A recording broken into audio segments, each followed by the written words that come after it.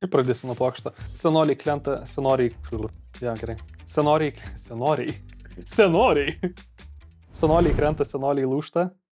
Kažkada tokie seminaras skaičiau šitą temą apie tai, kad čia buvo daugiau apie senėjimo fenotipą ir apie tai, kaip kuo tampi vyresnis, tuo tampi trapesnis, kaulai retėja, raumenys mažėja ir tavo gebėjimas būti atspariam smūgiais taip pat irgi krenta. Taigi, žinai, visi kritimai po tam tikro amžiaus yra, žinai, eksponentiškai didėjanti rizika yra, kad kažkas sulūž.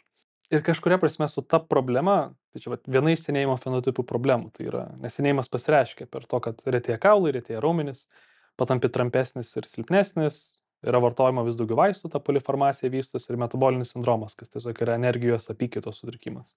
Iš visų šitų faktorių vienas ir pagrindinis ir pirmasis tai yra tas kaulų trapumas arba osteopenija. PSO arba ta Pasaulinė sveikatos organizacija irgi bando šiek tiek apie šitą temą šnekėti ir bando iškelti šitą problemą kaip esminę, dėl to, kad po tam tikro amžiaus, jeigu vyresnio amžiaus žmogus nukris ir kažkas lūž, problema yra ne kiek pats lūžis, nes, taip sakant, jeigu lūžta šlaunikulis, tuomet tenais, vėlgi, jeigu tai nėra tas keveltinis lūžis, kur viskas išsitaško visas pusės, tokia atveju, jeigu lūžta gražiai, taip sakant, atlūžo kaulas ir tau vėl jį sureda, uždeda plokštelę ant viršaus, įgrėžia ir tas mekalas yra sugipsuota arba suvirintas, pavadinkim taip. Čia operacija yra labai lengva sulūžusi kaulą sufiksuoti. Problema yra ta, kad net jeigu dabar tu sukabinai su plokštele, kad ir tą patį cilindrinį kaulą kaip šlaunikulį, tai dabar sugijimas kaulo, kad tu galėtum ant jo stoti, nes vėlgi, jis jau buvo prieš tai porėtas ir trapus. Tu negali kitą dieną su po to, kai jis yra sufiksuotas metalu, atsistoti ir nueiti. Tas kaulas porėtas, išlūž varžtai. Tu tada turi gulėti savaitę, 2 mėnesį. Didžiąja dalimi tai yra 3-4 mėnesiai, jeigu mes kalbame apie 60-mečių, 65 metų plus. Tai yra 3-4 mėnesius didžiąja dalimi esi pasyvioje būsenoje, tai yra gulintis lovai su minimaliu judesiu iki ten tualetų ir atgal. Namų aplinkoje dar leidžiama judėti, priklausomai kiek mėnesių yra praėję, bet šiaip tai yra nedaug judesio. Tuo metu, kai tu nejudi, tuo metu tavo raumenys toliau atrofuojasi. Reiškia, kaulas kažkiek po truputį regeneruoja ir atsistatinėja, bando suformuoti ankulį, kad tai, kas buvo atlūžę, šiek tiek sauginėtų, kad galėtų konstrukcija nešti tą svorį savo. Problema tik tais, kad dabar tu negaudamas reguliaraus ir normalaus krūvio ant tų šlaunų, kaip pavyzdžiui mūsų naudojimo, raumenys atrofuojasi, kraujotaka prastėja ir tada, kada praeis 3-4 mėnesiai ir tu bandysi jau dabar paeiti, tu nebepaeisi be ramento ar be balasdelės. Kaulas šiuo atveju nustoja regeneruoti, nes nebėra streso jam adaptuotis, raumenys atrofuojasi, nes tu jų nenaudoji. Taigi tavo tikimybė, kad tu būsi pilnai savim pajėgus pasirūpinti po to, kai vyko sugijimas, yra vėlgi, taip pat kaip eksponentiškai rizika didėja kristi ir laužti, taip pat ir gebėjimas savim pasirūpinti krenta eksponentiškai su kiekviena trauma, kurią patiri. Kodėl tai yra PSO iškeliama kaip problema, kad amžius tai žmonių vis ilgėja, kiek gali gyventi. Nes mes, kad čia vidurkiai buvo toj pačioj Europai 72, prieš, man atrodo, 5 metus dabar jau 76 metai. Amžius vis ilgėja, kiek gyvenam, bet mes netampame dėl to tvirtesni.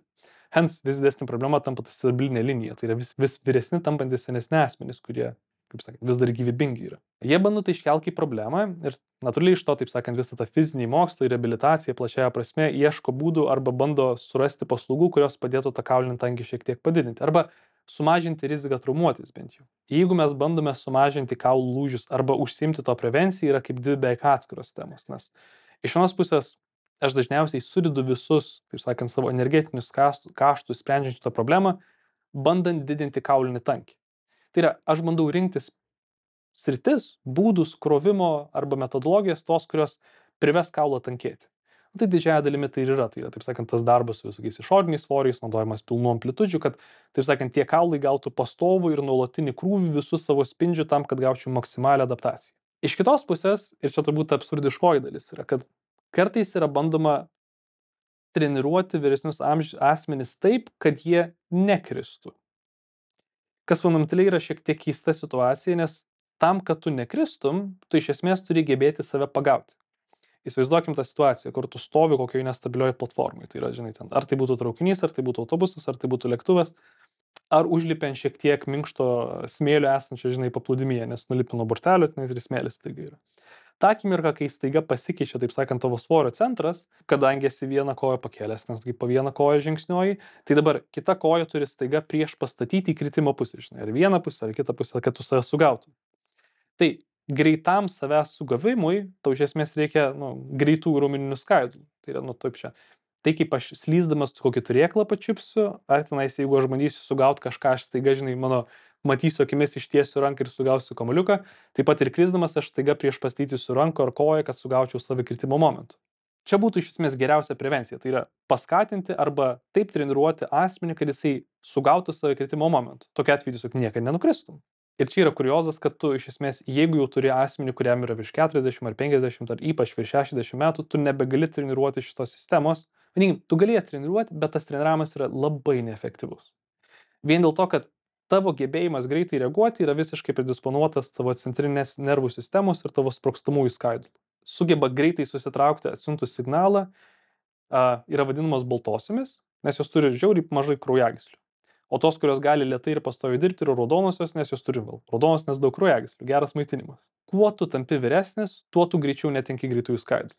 Ir kai mes kalbam, kad mažėja raumeninė masė žmonių, kurie tampa vyresni, jie pirmą netenka baltųjų skaidulų. Tai kai tu jau esi vyresnio amžiaus, tu jau nebeturi baltųjų skaidulų, tai jų treniruoti net neįmanoma, nes tu jų greičiausiai nebeturi. Ir čia, žinai, bandymas treniruoti, laikyti koordinaciją arba gaudyti kažką greitai jau yra absurdiškas, kai esi vyresnio amžiaus, nes nebėra tų sistemos dalių, kurios tai veikia. Kažkuria prasme gal ir tu turi dar nuošimčius procentų, kuriuos dar turėjai, kai buvai vaikas, bet tai yra beveik kaip pasakymas, yra tas didžiausia nauda už mažiausią laiką. Tu skirti gali tam pakankamai daug laiko, bet gausi mažai labai rezultatų. Priešingai negu visiškai susikoncentruojant tą kitą medalio pusę, tai yra gebėti sugyti ir bandyti, gebėti treniruoti sistemą, kuri padės tau greičiau sugyti ir palaikys kaulus tvirtus. Kilnoti kažką, judinti, nešioti sunkiai tu gali visą laiką, ko pasiekoje tavo kaulinis tankis visą laiką turės stimulą arba išsilaikyti, arba tankėti, bet treniruoti save, gebėti greitai pagauti yra beveik neįmanoma, kai perlipam tam tikrą amžių. Dėl to ir mūsų pasirinkimas, taip sakant, sveikam senėjimui turi būti daugiau rinktis daryti, kurie yra sunkus ir lėti, bet negreiti ir reikalaujantis sprogimo, nes tai yra tiesiog nesuderinama vyresniame amžiuje.